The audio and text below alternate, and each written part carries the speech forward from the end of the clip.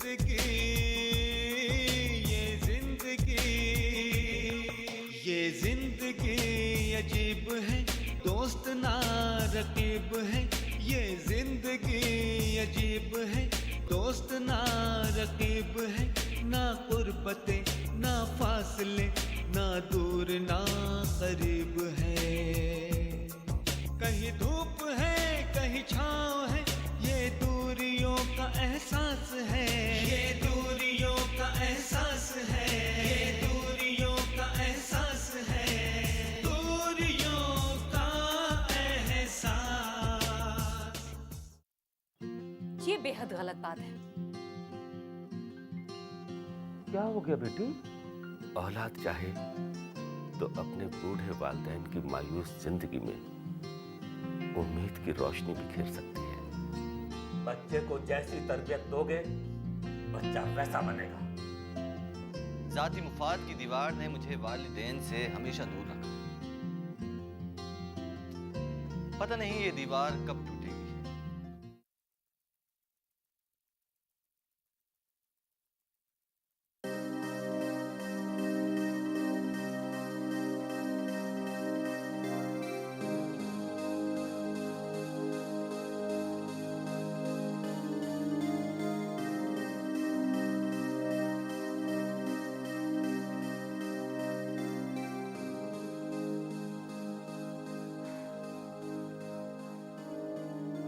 ये कोई तरीका है? दिन भर दफ्तर में काम करते हैं और घर आकर भी कागजों में खो जाते हैं। कोई बात हुई?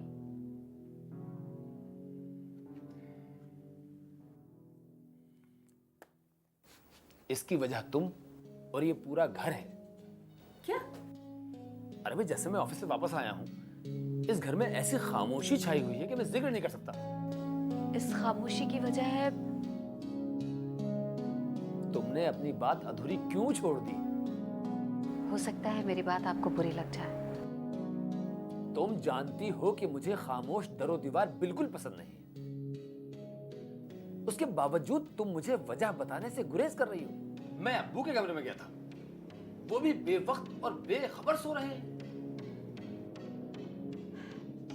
फिर भी मैं अपनी जुबान से कुछ नहीं कहूंगी। आप चाहे तो दानिश से या फिर अब्बू से इसकी वजह तलाश कीजिए।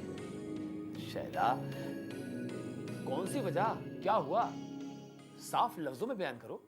दानिश बगैर इजाजत अब्बू के कमरे में चला गया था अपना खिलौना लेने। इस बात पर अब्बू बहुत नाराज हुए और फिर उन्होंने मुझे बुलाया और कहा यह सब तरबियत का असर है। वो कितना नाराज थे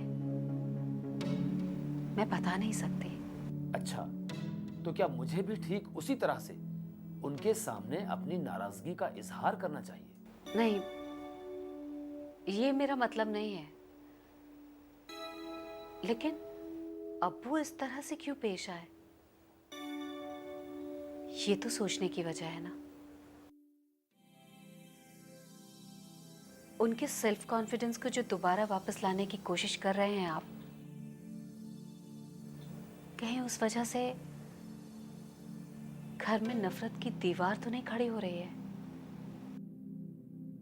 अगर ऐसा है तो ये घर बर्बाद हो जाएगा। नहीं नहीं शैला, ऐसा मत कहो। ऐसा कुछ नहीं होगा। मुझे इस बात का पूरा यकीन है।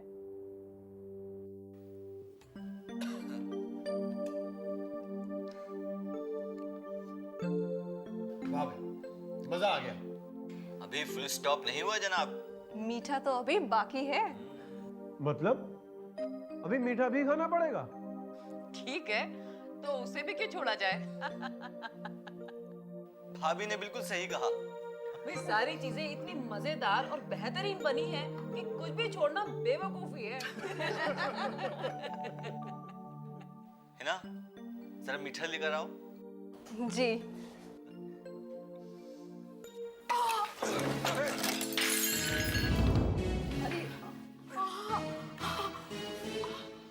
आपने क्यों तकलीफ की?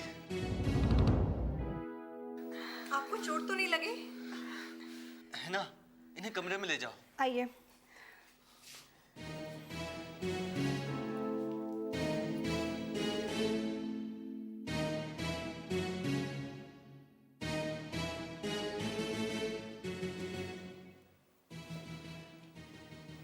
अरे, कुछ सीरियस होने की जरूरत नहीं है। हल्की फुल्की चोट है, ठीक हो जाएगी। और मीठा गिर गया है तो मीठा मिल भी जाएगा दोबारा। चलिए ड्राइंग रूम में चलते हैं। आइए।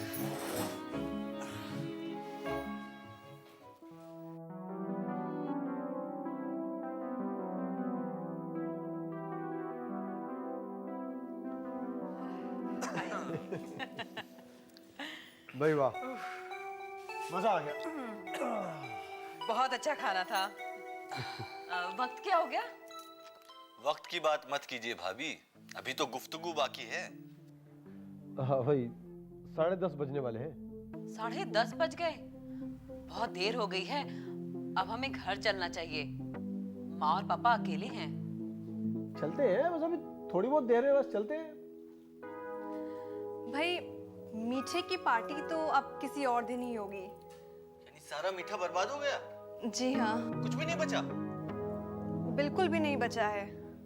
माफ करना दोस्त, बूढ़ी उम्र की नौकरानी रखोगे तो ऐसा ही होगा। हर दावत पे कुछ ना कुछ बर्बाद ही होगा। गौरव, वो मेरे घर की नौकरानी नहीं, मेरी अम्मी है। क्या कहा? जी हाँ।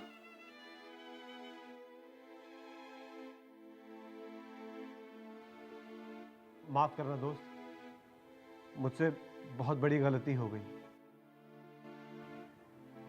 मैं अपनी गलती को कैसे बयां करूं, मेरे पास लफ्ज नहीं है। लगता है तुमने मुझे अभी तक माफ नहीं किया, लेकिन तुमने तो कहा था तुम्हारे अम्मी और अब्बू तुम्हारे साथ नहीं रहते। मैं अभी भी यही कह रहा हूं। इस पूरे तमाशे और तुम्हारी गलत फहमी का जिम्मेदार हैना है। सिर्फ और सिर्फ हैना। मैंने क्या किया है? आप मुझे क्यों कह रहे हैं? बताइए। हैना अपनी सास यानी मेरी अम्मी की लाडली बहू है। हाँ, इसमें कोई शक नहीं है कि अम्मी मुझे बेपनाह चाहती हैं। वो हम लोगों के साथ नहीं रहती, लेकिन मुझे जब भी उनकी जरूरत होती है वो फौरन मेरे पास आ जाती हैं। अच्छा, जिस तरह वो आज आ गई। जी हाँ, खाने की पूरी तैयारी उन्होंने ही की थी। हमेशा उनकी सरपरस्ती रहती है। तुम भी अजीब आदमी हो, कम से कम मुलाकात तो करवा दिया होता। उसका मौका ही कहाँ मिला। बताओ, मैं भी क्या समझ बैठा। भाई साहब, आपके अम्मी और अब्बू आपके साथ नहीं रहते, ये बात कुछ समझ में नहीं आई। कोशिश तो बहुत की थी, लेकिन कामयाबी नहीं मिली। क्या मतलब? मैं किसी और दिन इस मौजू पर गुफ्तगू करूंगा, ये मेरा वादा है। और ये जरूरी भी है, क्योंकि मैं नहीं चाहता कि तुम्हारे और भाभी के जहन में मेरे लिए कुछ गलत फहमी रहे। खैर, गुफ्तगू का मौजू बदला जाए। वक्त क्या हो गया?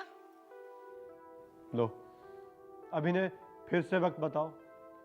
भाभी, अभी तो रात के 11 बजे हैं। क्या 11 बज गए? हमें बहुत देर हो रही है। मुझे घर में बोला गया था कि हम 10 बजे तक वापस घर लौट आएं। अब हमें चलना चाहिए। माँ और पापा अकेले हैं, हमारा इंतजार कर रहे होंगे। कोई फायदा नहीं। नेहा को चलते वक्त मैंने जल्दी आने के लिए बोल दिया था। यही तो बात है, अब मैं क्या कहूं।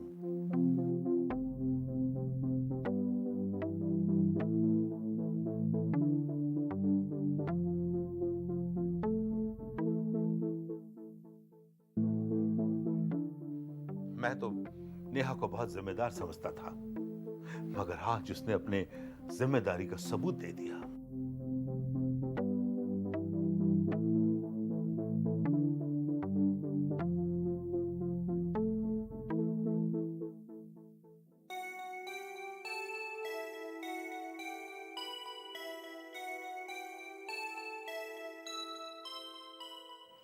उन लोगों की अपनी जिंदगी है, हम तो उनके रहमो करम पर हैं। रात के 11 बज रहे हैं। इंतजार के अलावा हमारे पास कोई रास्ता भी तो नहीं है।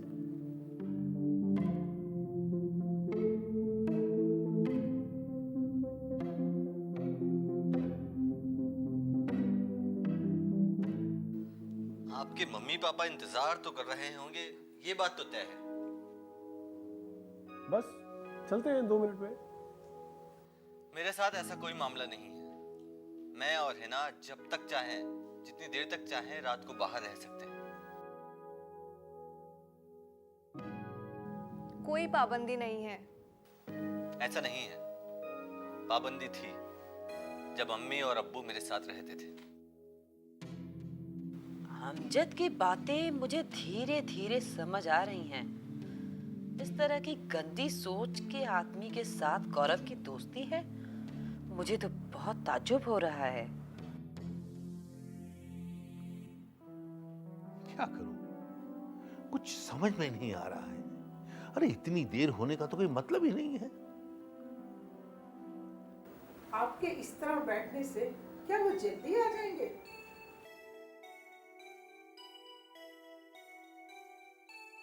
अरे हम लोग सो भी तो नहीं सकते हैं।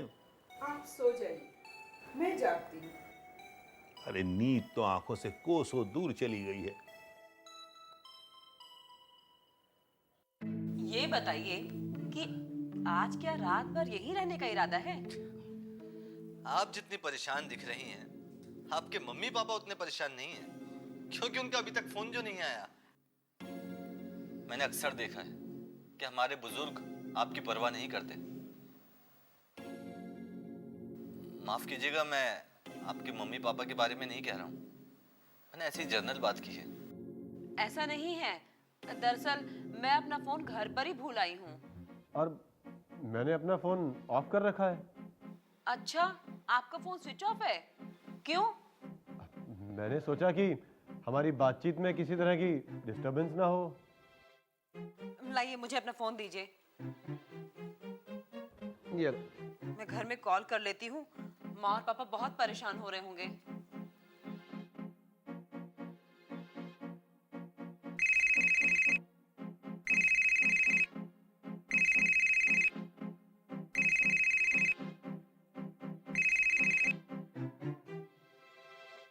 हाँ नेहा, अरे भाई मैं कब से तुम लोगों का इंतजार कर रहा हूँ। हम लोग बस थोड़ी देर में घर पहुंच रहे हैं। पापा, परेशान होने की जरूरत नहीं है। परेशान होने के अलावा मैं कर भी क्या सकता हूँ। ठीक है, आ रही हूँ। चलो, शुक्र है नेहा का फोन तो आया। अब देखिए कितनी देर में वो दोनों आते हैं। ये लीजिए, दोबारा ऑफ मत कीजिएगा। ठीक है भाई। पापा नाराज तो नहीं थे? नाराजगी की तो बात है ही। अच्छा हुआ आपने बात कर ली। गौरव, अब तुम घर जाओ, रात ज्यादा हो चुकी है। मैं भी यही सोच रहा हूँ। भाभी, अगर मैंने कुछ गुस्ताखी की हो तो माफ कीजिएगा प्लीज। आप भी कैसी बातें करते हैं? अमजद दिल का बहुत अच्छा आदमी है, इसीलिए ऑफिस में सबका प्यारा है। क्यों अमजद? भाभी, चलते चलते एक बात कहूं? क्यों नहीं, बताइए। ऑफिस में लगभग 200 लोग काम करते हैं, लेकिन मेरा एक ही दोस्त है, गौरव। सिर्फ और सिर्फ गौरव। अमजद सही कह रहा है। हम दोनों की दोस्ती इसी तरह कायम रहे। मैं तो परवरदिगार से यही दुआ करता हूं। बिल्कुल कायम रहेगी। अच्छा, अब इजाजत दो। इजाजत है। चलिए। आदाब। आदाब भाईजान। आदाब भाभी जी। बहुत बढ़िया दावत रही। शुक्रिया। आप लोग भी कभी घर आइए। जी जरूर।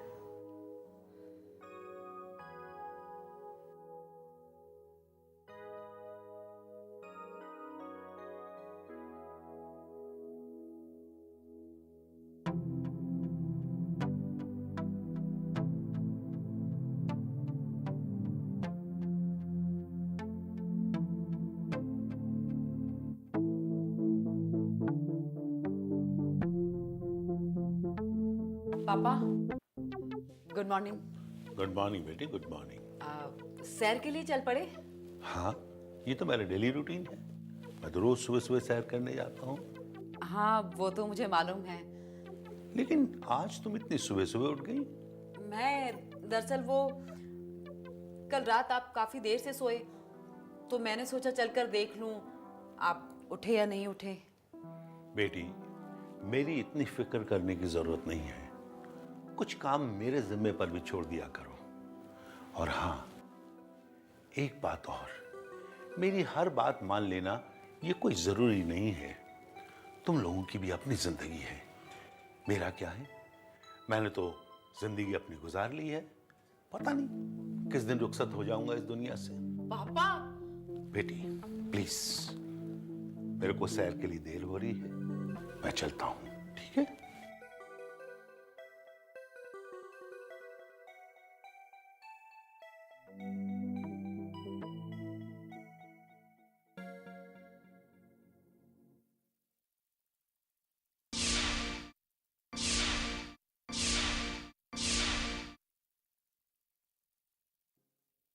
पापा, मैं आपकी हर बात मानूंगी, लेकिन मैं आपकी नाराजगी बर्दाश्त नहीं कर सकती।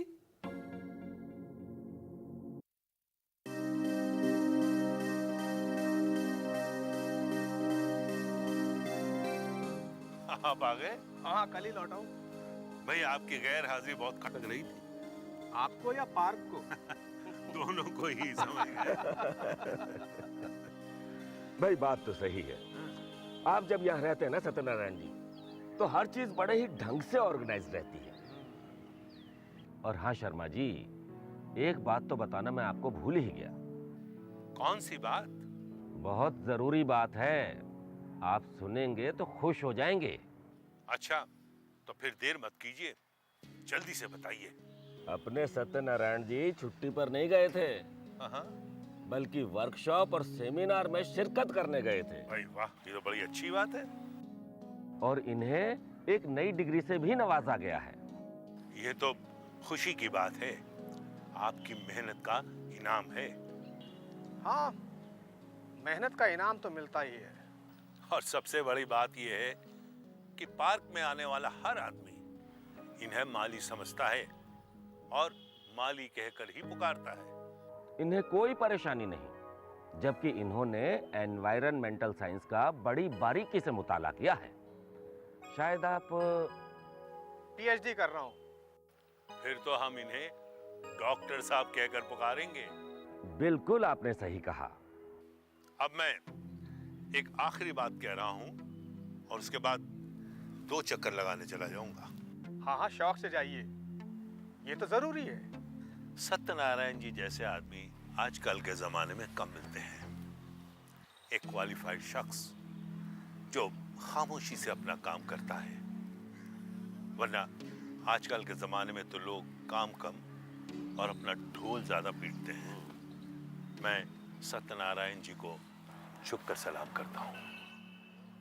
और अब मैं चक्कर लगाने जा रहा हूं, आप मेरे साथ चलेंगे? नहीं नहीं नहीं, आप वापस आइए, मैं आपका इंतजार कर रहा हूं। चलिए, ओके। शर्मा जी का जवाब नहीं, उनसे मिलकर तबीयत खुश हो जाती है। हाँ, आपकी बात बिल्कुल सही है, मेरा भी यही ख्याल है। सत्यनारायण जी, और बताइए। और क्या बताऊं, अब तो दिन भर पार्क के रख रखाव का काम करना है। मैंने पूरे पार्क का मुआयना कर लिया है, बहुत काम बाकी है। कुछ नए पौधे साथ में लाया हूँ, उन्हें भी तो लगाना है। अच्छा, उसके बाद पार्क की खूबसूरती और बढ़ जाएगी। सबसे बड़ी बात तो ये है कि हम लोग पेड़ पौधे, मेरा मतलब एनवायरनमेंट के बारे में ज्यादा फिक्रमंद रहते ही नहीं है। हरियाली की मौजूदगी कितनी जरूरी है, इस बात की जानकारी नहीं है। मैंने अक्सर देखा है, पार्क में टहलने आए लोग फूल या पेड़ पौधों की टहनियां तोड़ लेते हैं। जबकि साइन बोर्ड मौजूद है, उस पर हिदायत साफ लफ्जों में लिखी गई है, लेकिन कोई फायदा नहीं। ऐसे लोगों के खिलाफ जुर्माना लगा दिया जाए, ऐसा सोच रहा हूँ। अच्छा ख्याल है, ऐसा होना चाहिए। पहला जुर्माना तो शर्मा जी पे लगाना होगा। हाँ हाँ, वो कभी कभी ऐसा करते हैं। मैंने महसूस किया कि शर्मा जी जब पार्क में आए थे, कुछ मायूस से लग रहे थे। ये मेरा अंदाजा है, शायद मैं गलत भी हूँ। अरे भाई, बेटी और दामाद के घर रहते हैं, कोई ऊंच नीच हो गई होगी, ये मेरा अंदाजा है। मैं भी गलत हो सकता हूँ। आइए।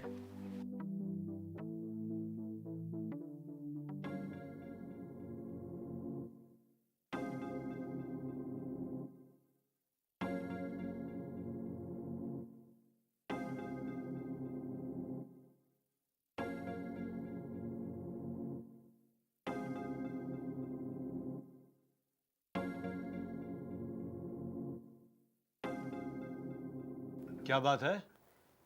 आज कुछ नहीं बोलने की कसम खा रखी है? नहीं, ऐसी कोई बात नहीं है। बैठो। आज सुबह से ही मेरा मूड ठीक नहीं है। वो तो दिख रहा है। अभी तुम शायद मम्मी के कमरे से ही आ रही हो। हाँ, उन्हीं से बात कर रही थी। सुबह सुबह पापा से बात कर रही थी, मतलब आज बातचीत का दौर चल रहा है। क्या करूं? एक गलती ने कई सारी परेशानियां खड़ी कर दी है। मैं अपना मोबाइल घर पर छोड़ गई थी और आपने अपना मोबाइल स्विच ऑफ करके रखा हुआ था और घर में हंगामा खड़ा हो गया। मैं सुबह से माँ और पापा को अपनी सफाई दे रही हूँ, लेकिन वो लोग कुछ भी सुनने को तैयार नहीं है। बिल्कुल सही कहा आपने। तो फिर एक काम करते हैं, क्या? आज के बाद हम लोग घर से बाहर कभी भी नहीं जाएंगे। ये क्या बात हुई? शायद मम्मी पापा यही चाहते हैं। ऐसा नहीं है। वो लोग भला ऐसा क्यों चाहेंगे? एक बात हो गई, एक गलती हो गई, उसे खत्म कीजिए।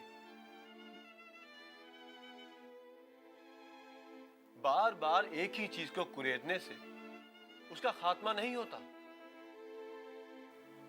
बल्कि उसमें ताजगी बरकरार रहती है। इस उम्र में माँ और पापा को हम लोगों की सख्त जरूरत है। हल्की सी भी बेरुखी का एहसास ऐसे उम्र के लोगों को फौरन परेशान कर देता है। ये एक सच्चाई है, इससे इनकार नहीं किया जा सकता। आप मेरी बात समझ गए ना? अब मुझे करना क्या है, बस ये बताओ। करना क्या है? 1-2 दिन में सब ठीक हो जाएगा। तुम्हारे पापा की खामोशी से मुझे डर लगता है, क्योंकि वो कभी भी खुलकर नहीं बोलते। लेकिन याद रखो, ऐसे लोग बोलते जरूर हैं, अपना दुख बयान करते हैं, ताकि अपने दिल और जहन का बोझ हल्का कर सके। जिंदगी, ये जिंदगी, जिंदगी, ये जिंदगी, ये जिंदगी अजीब है, कोई दोस्त ना रकीब है। कहीं कश्मकश, कहीं उलझन, कहीं आरज़ू, कहीं जुस्तजू, कहीं बेबसी, कहीं बेकसी, कहीं धूप है, कहीं छाँव है, ये दूरियों का एहसास है।